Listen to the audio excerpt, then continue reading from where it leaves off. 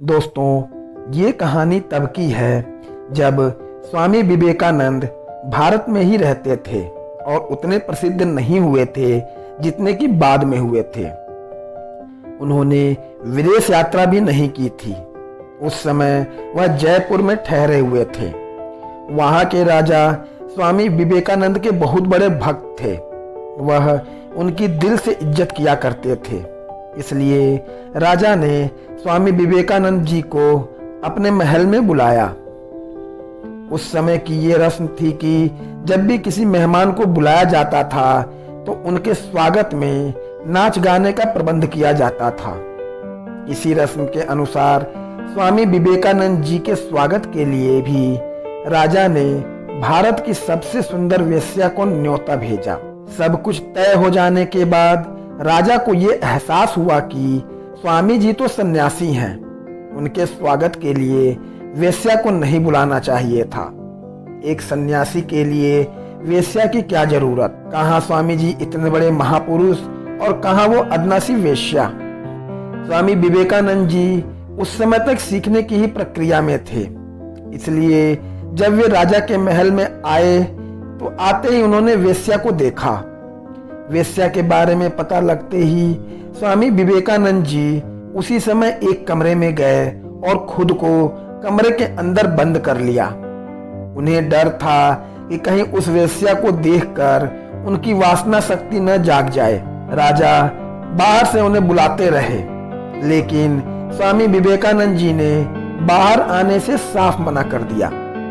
राजा ने माफी भी मांगी कि उन्होंने आज तक किसी सन्यासी का स्वागत नहीं किया, इसलिए उनसे ये भूल हुई। लेकिन स्वामी विवेकानंद जी नहीं माने और अंदर ही बंद रहे। राजा निरंतर स्वामी जी को मनाने का प्रयास कर रहे थे। इसका कारण थी वो वेश्या। वह वेश्या भारत की सबसे सुंदर और प्रसिद्ध वेश्या थी। अगर उसे वापस भेजा जाता तो ये उसका अपमान होता। राजा बुरी तरह फंस चुके थे। उन्हें समझ नहीं आ रहा था कि वह इस स्थिति में क्या करें, कैसे निजात पाएं इस समस्या से। वेश्या को जब इस बारे में पता चला तो उसने एक गाना गाना शुरू किया। उस गाने में उस वेश्या ने कहा कि उसे पता है कि वो उनके लायक नहीं है, लेकिन वो तो थोड़ी दया दिखा सकते हैं।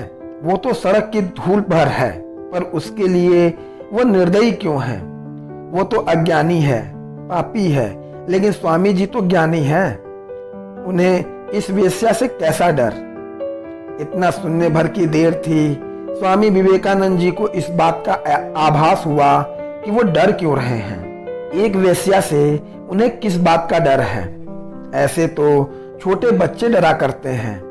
उनकी समझ में अब तक आ गया था कि वह डर उनके जीवन में नहीं बल्कि मन में था।